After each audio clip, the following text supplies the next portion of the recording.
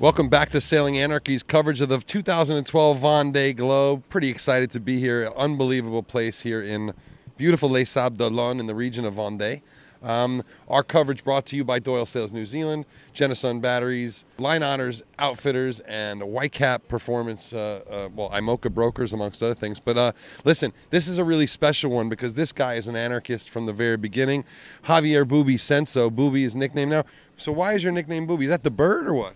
No, it's a little nickname. Well, my mother's from Germany. I'm Spanish, but my mother's from Germany, and it means little baby in German. So I got stuck with little baby until I'm a big. Like my great-grandmother. She was German. She used to call me Bubila. Bubila. Well, it probably comes from the same thing. Yeah, that might have been Yiddish.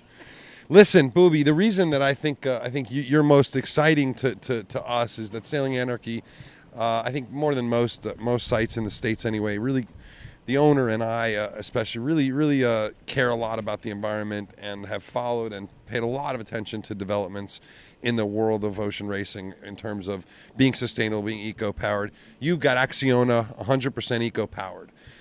And I think, maybe just give us a quick overview of what your goal is for this race with this boat and this program.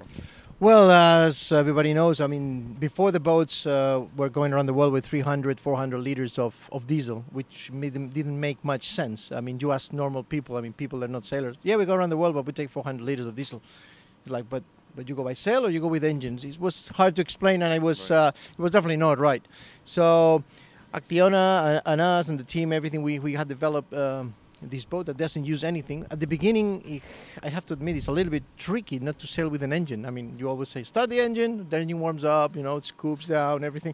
Suddenly you get rid of all that, the noise, the heat, the smell of diesel that we always have, the smell of dripping, all the spares you have to carry for the engine. Yeah. Suddenly we get rid of all that, and it's great. At the beginning, we were out leaving the port with a tender all the time because I was really scared. I mean, this thing is going to grab out, so because we use electrical engines, and they come from forklifts. I mean, it's not a very expensive motor or electric motor or anything. It comes from forklifts. We use two of them. It's 26 kilos, both of them, and it's a great system. And using the solar panels to charge the batteries, and the hydro system that have been developing parallel to us. I mean, they were being developed, and now they're very efficient and very good. Right. So suddenly, I mean, after a lot of work, after three years of hard work, we have come into this boat, which I think is a very normal, using standard parts available in the market, not making something really that would have been expensive or that would have been not so nice to make something really expensive, very unique. No, our body's made from things you can pretty much from the shelf, which is. But isn't part of that you got together with Murph and the guys at Owen Clark and built a boat where you could just stick that stuff in? I mean, if you were going to take one of the existing Open 60s and just refit them to this, would that be still possible? Or would that be more expensive because the boat really isn't designed for the system? Well, definitely we work hand in hand with Murph, because of as you can see on the boat is made to be eco-powered from the beginning. So we asked, can we have this edge here a little bit longer or a little bit shorter? So it was a work together with him, and to work in the line of the boat. The hull, of course, it doesn't matter because the hull is the hull. But on the deck, you can see it's some feature that especially made just for us, and of course that was made directly in contact with the designers. Now, what about weight? Obviously, you lose the weight of a heavy diesel cast iron engine, but you gain the weight of the wind power, the wind generators, and you gain the weight of the solar panels, and obviously the batteries, and so on. Well, yeah, there is right now. It's hard to know where we are because when we started, the systems were not so good as now. I mean, more people is using alternative energies and than 3 years ago. So it has the guys that use diesel now they use less diesel, right. And so they absolutely have improved. But I think right now at the start, his weight is not a big difference. So pretty similar to switch over with everything. Yeah. Maybe a little bit different distribution, right? Distribution is different, and of course at the end of the race they will be lighter. I will weigh exactly the same. Right. That's the main thing. Right. And if they carry 150 liters of diesel, most likely they will be 80%. They will be 110, 120 kilos lighter. That I had nothing to do about. It's just pretty insignificant when you look at the big picture, right? Yeah, it is. as long as we are in the same weight at the beginning, and then we will see, because so many things happen. I mean, 100 kilos, I don't think makes you win or lose, but it's definitely good to have less. You're not the first person to try this, though, right? I mean, we know a bunch of different boats in the last Vendee, not quite, but in the Velux. I know Brad tried it in the Barcelona. You know, Ryan and Boris everyone was trying, or not everyone, but there were two or three boats in the last couple of years that have tried, and they've all failed, but not by a lot. I mean, I think Ryan and Boris used 40-something liters or something like that, because the hydrogens were so effective. Do you I mean, in your planning, what's the situation where you find yourself out of power, and what do you do? Because you have hydro, wind, solar, fuel cell. Yep. So what do you do if you're out? Well, it's pretty much not impossible. Impossible is nothing, but my system is more reliable, more redundant than anything, than any other diesel engine energy source, open 60s, because I have my solar panels are divided into 12 arrays, so it's 12 groups. I will have to take 12 groups of 12 arrays, break the 12 regulators, break all of them, which could be hard. Then I have two two hydro generators. I will have to break both of them. I will have to break my two wind generators. I mean, you cannot be that much redundant. A diesel boat engine, if it breaks the starting motor, a lot of people here not taking the starting motor, that's it, finish. Right. Y'all remember what was it Mish Dej went through to get his motor started with the main sheet? That amazing. It's only a thing that weighs 2 kilos, but not a lot of people take it.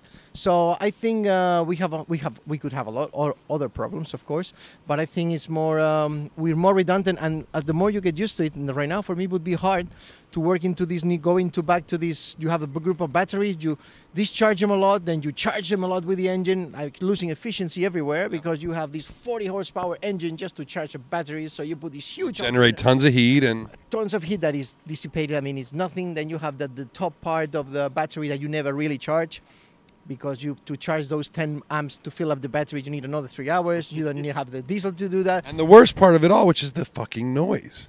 Oh, the noise. I mean, maybe in the Southern Ocean, it's nice and cool to have the engine on, even though it doesn't warm, for an hour.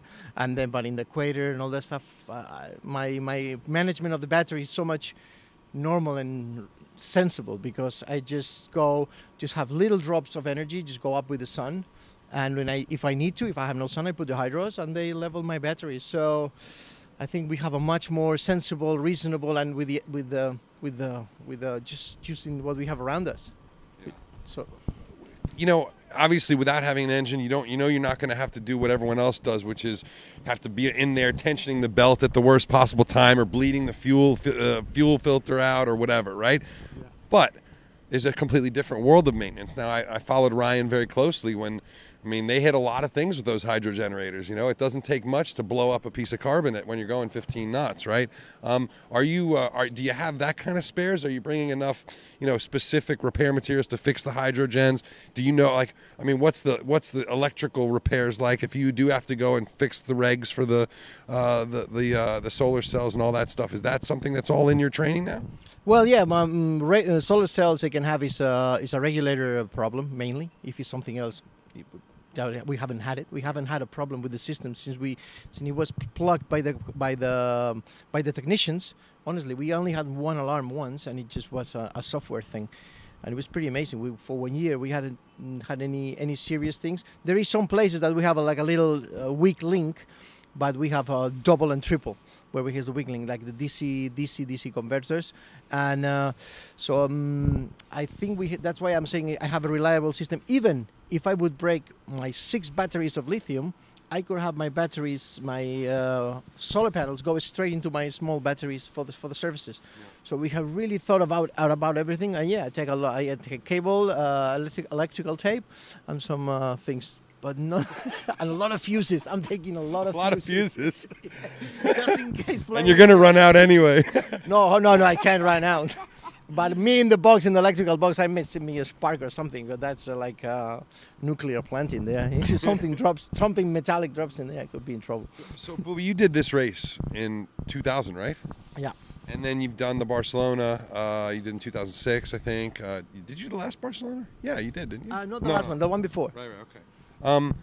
Things have changed, and you're obviously working for Acciona, a company that does that is big into sustainability and the environment, and sort of trying to fix some of the problems. The race course has changed, though. I mean, the ice skates and the sort of change in the general weather. What are you sort of expecting, and how does that? I mean, is it something that you intend to look at and sort of try and convey to people that the world's changing, and is Acciona interested in sharing that kind of education, or are you out there to win first and then sort of this stuff is secondary?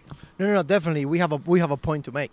We have a point to make that we can be a performance boat. We can do a very good race, and we can do that in harmony with the environment. That's the main goal. I mean, achieving a good performance in the race, like podium, which would be very, very awesome. I mean, for everybody on the team, because they have worked very hard, and myself. That's also important. But I think what we want to make the point is, like, if we can do it, and we can put the energy system go through what the hell that's going to be for the system in wet environment, miserable, moving conditions, everything. If we can do that, anybody can do it. I mean, even in households, because there is my little household. I'm going to live 3 months, and I don't need much. All I need is there, and I use what I have from the sea. The power from the sea is an 18 boat powering at 15 knots. That's making so much energy around the boat, and we're just using it. And we actually have to save a lot of energy, but it's a competition. Because we don't want to be a heavy boat, a 12-ton heavy boat, and just do around the world just to do it. That can be done anytime. But we want to. The whole idea and the whole thing, the point is that we can be competitive and be friendly with the environment. All right. Well, we love it, and we certainly want to see you do well. And I hope, I know you've been speaking to Scott, but I hope you're going to be able to send us some interesting stuff from the race course that maybe isn't for everybody, maybe more technical, like for our readers. We love to read your words, though, man. Okay, hopefully I'll be with sail maintain energy system. I never had to open the box and just really concentrate on sailing. That could be my biggest advantage. Let me ask you another question. You have an adorable little dog called Botox that's here that was that fell in the water today. I think got blown by a gust into the water because it's blowing 50 out here. But I had this, so I'm looking at your boat and I see all the solar panels around and stuff. And then I said, there could be some grass right up there. It would be very ecologically friendly. And then you could take the dog. Right? Yeah, well, I don't want to put my dog through that hell because... Oh, as long as he was with you, he'd be happy. Well, yeah, up to a point. He probably kill me or something in his dreams. No.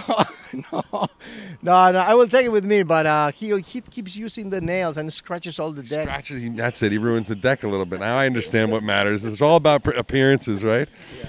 All right. Well, who's taking care of the dog when you're gone? My wife. Yeah, my wife. Yeah.